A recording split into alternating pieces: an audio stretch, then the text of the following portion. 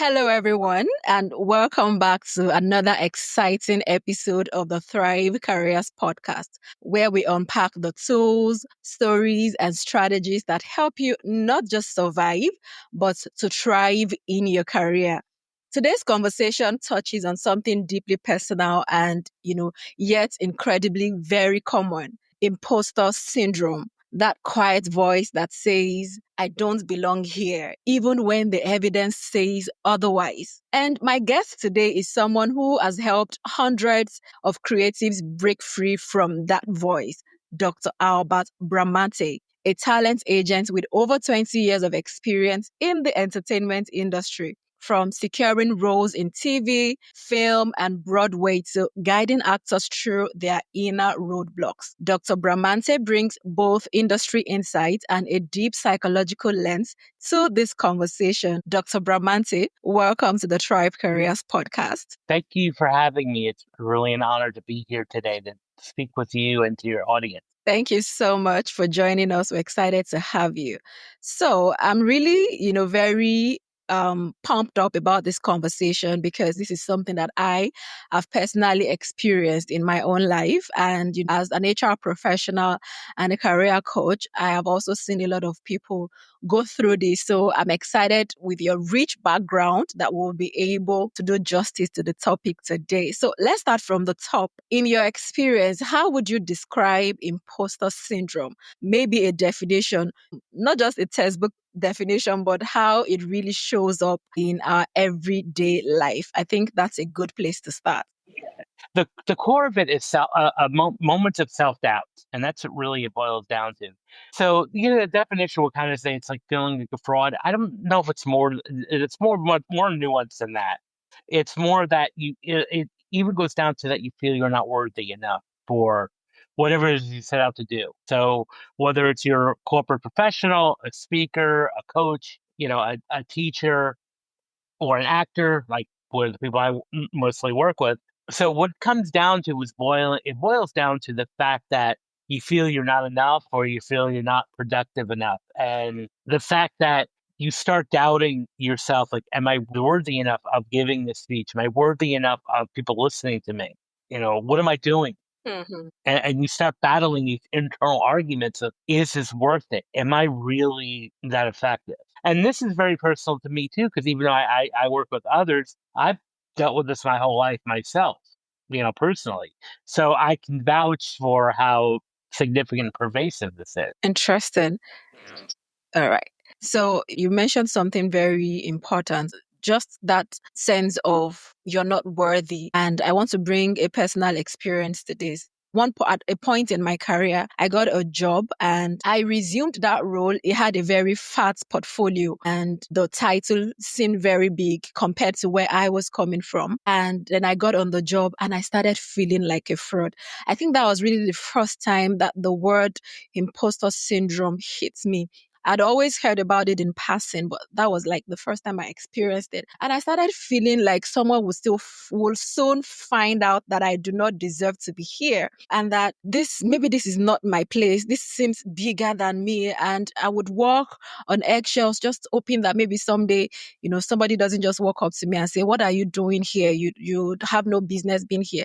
But guess what, doctor? That never happened because I grew into the role. I occupied the role and was very effective in the role. But the earlier days felt that way for me. And I just want you to speak to that so that we can help people who have found themselves in situations like that. How do people break out of that feeling of being a fraud? You don't deserve to be here. And that boils down to maybe messages we received growing up from well-intentioned parents and teachers. And I said well-intentioned because I also believe that a lot of times even the negative comments we hear growing up sometimes may be well-intentioned, but ill-advised. So what I want to do, my goal for this talk is to kind of normalize it. This is not something that's abnormal or not common. It's very common to feel that way, especially in your case, if it's a first position where it's like now you're either in charge or you're in a senior administrative capacity where it's like, this is new territory. This is a change. And we, as human beings, we fear change. We crave comfort, Mm-hmm.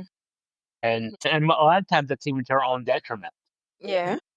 So what I would typically say is, so first of all, own that, and know that this is a common feeling. And this is not to pathologize anybody or not to make anyone look, bad or negative. This is something that is common. And I would say look at your education, take stock of your education and your training. Very much so, other people thought you were worthy enough to put you in that position. They wouldn't have just did it, because they wanted to be nice. Not, at least not in a business sense. That's not how business works.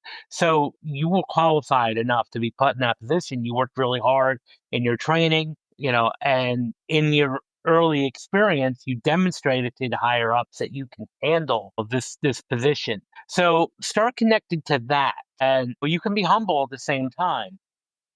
And sometimes we grow up also with a negative programming about how people on the top are viewed, especially those that are, in a more income bracket.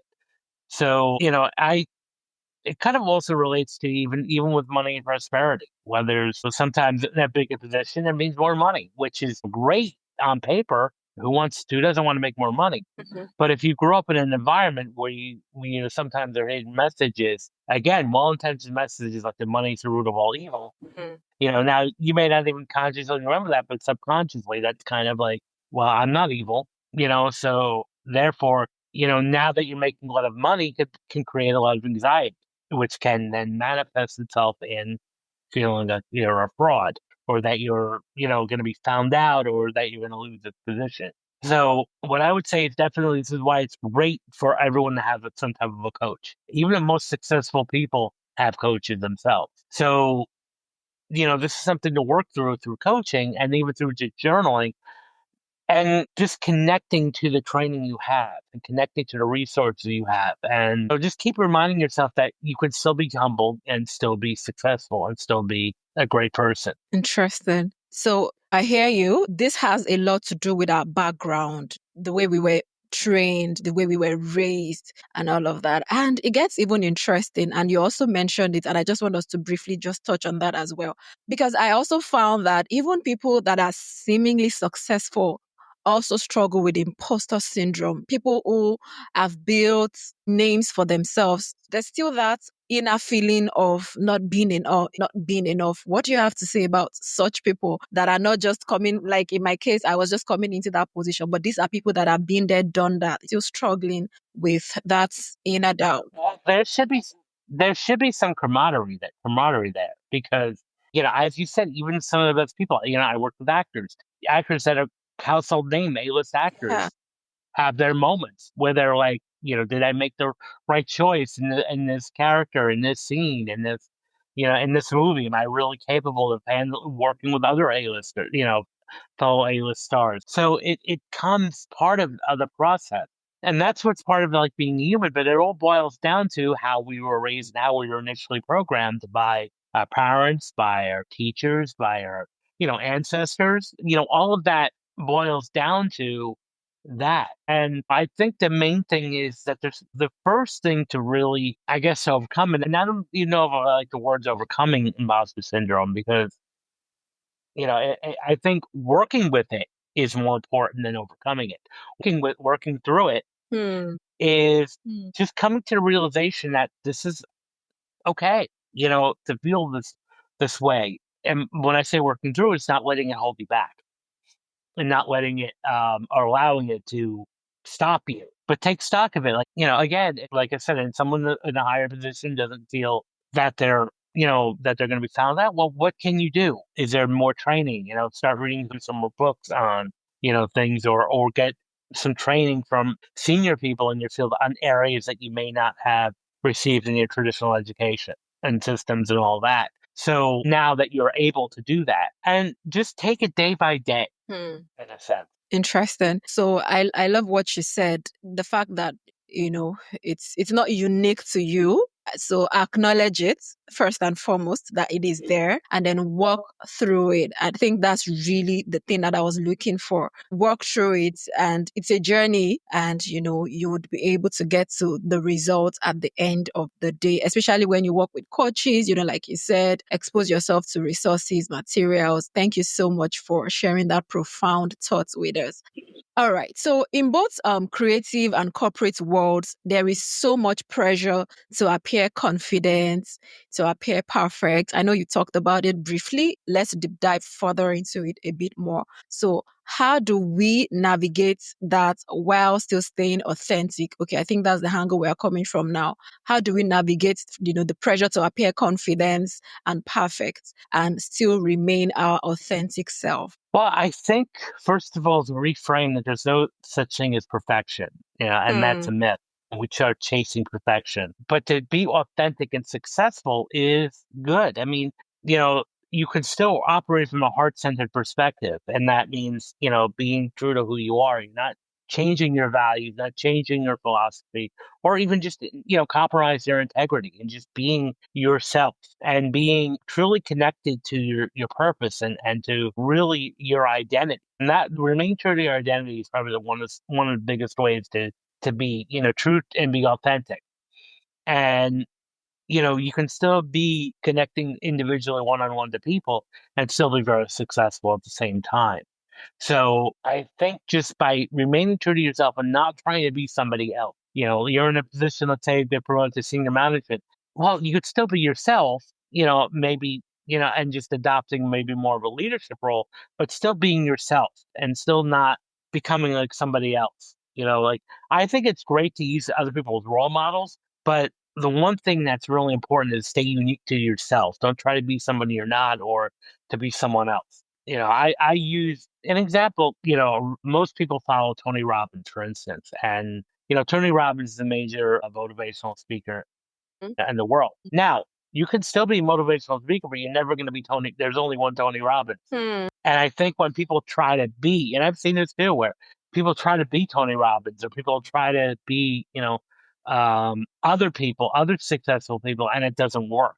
And that's where, because there's one of them. We don't need another one. We need you. We need your voice Hmm. and your truth. Interesting.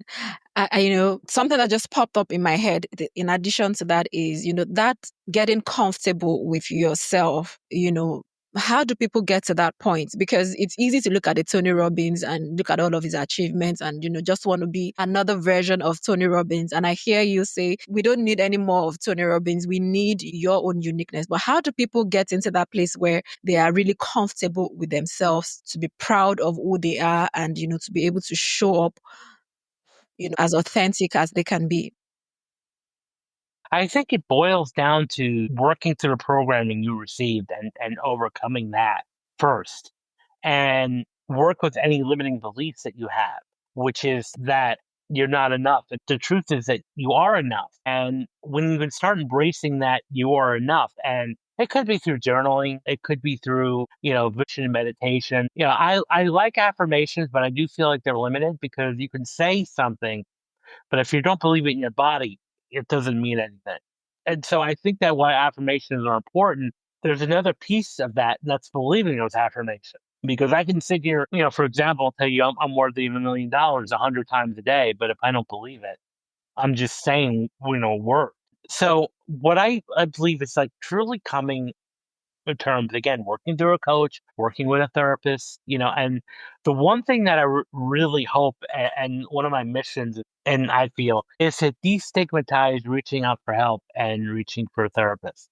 Especially now, maybe in the old school generation, it may be viewed as a sign of weakness. And I said it may be viewed. It's not. It's actually a sign of strength and courage. If you can, to know that you may need a coach or someone to talk, someone to work with you on these feelings. So that may be needed, and that you may need to work on that and work through those issues with someone who's a professional Amazing. that can help you abundantly. Amazing. Thank you so much. Now, I want us to briefly touch on your book because I find that very interesting. So, could you explain how the concepts of the happy file from your book can be used by artists to boost their self esteem and motivation? Sure. I wrote the book, in clear context for artists and for actors. However, there's a lot of stuff, information in there that can be applicable to any field. So the Happy File initially was conceived with with an acting school that I was a part of the faculty on. And what that involves is taking an actual journal of all your successes. And I'm going to use the context of performers, but this can be anybody. So performers, you get good feedback in an audition, you get an audience review. Somebody from an audience says that you really helped them or that you really touched their heart. Your performance really made a difference. You document that. You get a good review in a magazine or an online publication. You document that, document the comments. So any little success, you get a recognition at work, you get a certificate at work, you get praise from your boss, you document it in a journal. And I like to say, the old school, an actual physical journal, an online, blog, but an actual journal, a notebook. And when you are having these doubts, these self doubts, or when, that imposter syndrome kicks in, pull out your happy file, pull out that file and look at the comments that you receive.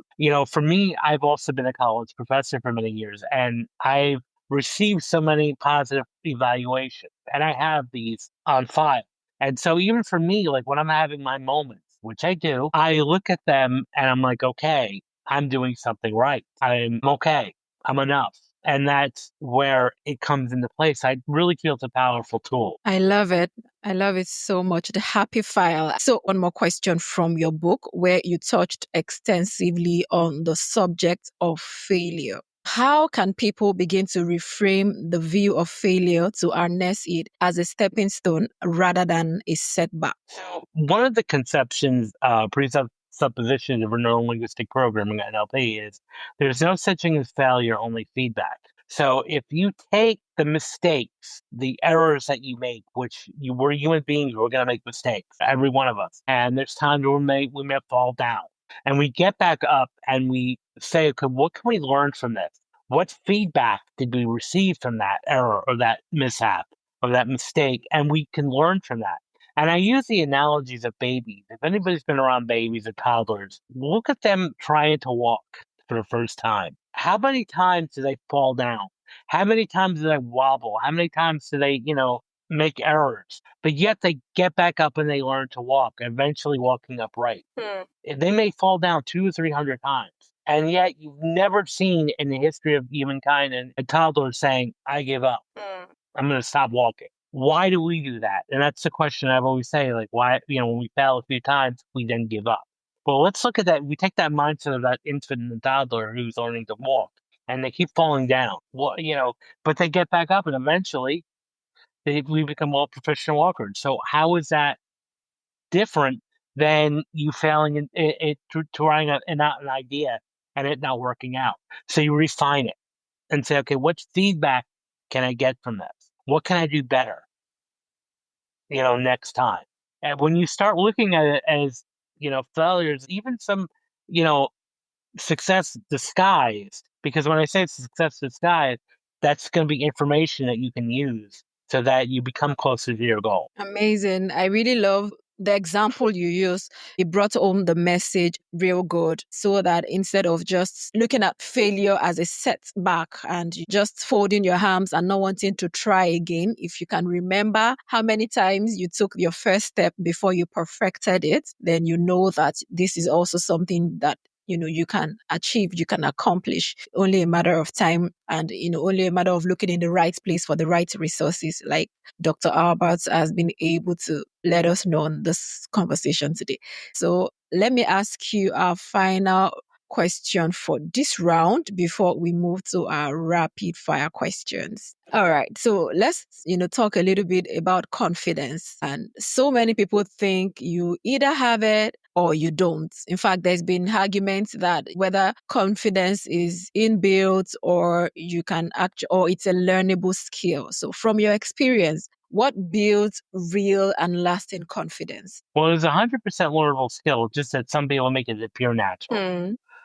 Because they truly are confident and they embody confidence and it seems natural. Anytime you embody or truly embrace a concept, it becomes natural. So the one thing that you could talk about with confidence is by surrounding yourself also with other confident people. Because, if you look at a lot of self-help people, they will often tell you that the company that you keep, it will tell you a lot about who you are. So if you're around other people that are not confident or negative, or that are negative, it's going to rub off on you. Just like on the other hand, if you surround yourself with confident, successful people, a tribe, a good, helpful tribe, you're going to be building yourself up too. So that's one way to step up confidence is by hanging out with people that are and associating yourself with others that are successful. The second piece that I would often say is doing something that steps outside your comfort zone. So, and then when you say that you can do that, that's great. That might mean, going, to engage in public speaking events. Public speaking for most people is the biggest fear. Almost some say even greater than the fear of death is the fear of public speaking. So the more that you have the public speaking fear, I say the more you should be doing it. Because once you see that you can do this, then your confidence is going to increase. So stepping outside your comfort zone is really, and then when you are able to do that more and more, you're going to feel more confident. So surround yourself with confident people and step outside your comfort zone. I love it. I love it so much. Surround yourself with confident people and step out of your comfort zone. Thank you so much. So if you have one magic wand that you could give to anyone who wants to instantly boost their confidence right away, what would that be from your experience as a coach? What's that one thing that can help people to instantly boost their confidence? Take action, because a lot of people have ideas and it's great, but it becomes that someday curse, like someday I'm going to write a book, or someday I'm going to, start a course, or someday I'm going to start a podcast. Someday. No, take action. It could be small. It doesn't have to be a huge action right away or monument. Start small. Write your first chapter. Write an outline for the book. Put it on your calendar. Like, when will you do this by? Accountability is key here.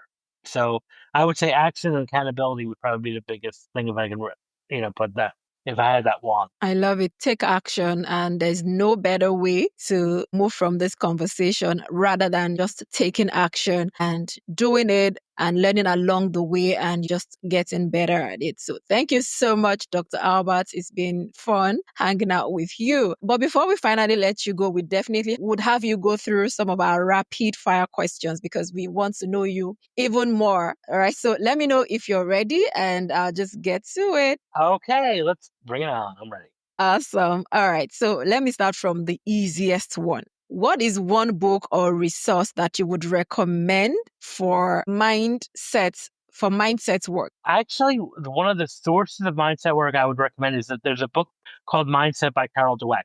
DWECK. Classic book. I recommend everyone reading it. It's about cultivating a growth mindset. Interesting. Love it. So what is a mantra or a phrase that keeps you grounded? I'm a work in progress. I love it.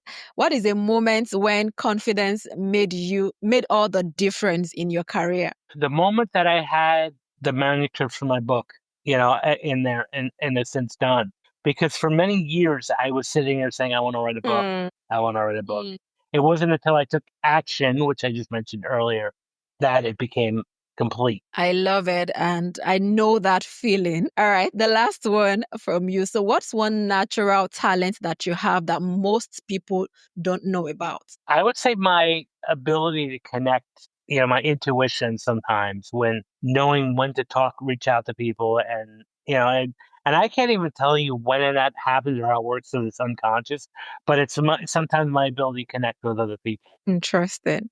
Thank you so much, Dr. Albert. This has been a very powerful and eye-opening session with you. Thank you for sharing deep insights and practical strategies that people can begin to use and begin to, step out more confidently and deal with imposter syndrome in their lives. Thank you so much. So before we let you go, I'm sure that some of our listeners would like to connect with you and engage with your work. So I want you to tell us more about that. And as you tell us about that, you can also share your last words with our audience. Well, thank you again for the invite. What I would say, if you want to find out from me, I'm on LinkedIn. You can look at me. I'm Albert Bramante. Connect with me on other social channels, Instagram, Facebook, my website, albertbramante.com. I'd love to hear from you and engage in conversation. So again, just you are enough. You are enough and you are you, who you are, because the world needs you, not another Tony Robbins, not another Ferris or any other successful coach. The world needs you. I love it. That's a powerful way to round up this session. You are enough. The world needs you. We don't need another version of Tony Robbins, and we can't say that any better. Thank you so much, Dr. Albert. And on this note, we've come to the end of today's episode of the Thrive Careers podcast. Keep thriving until I come your way again next time. Bye.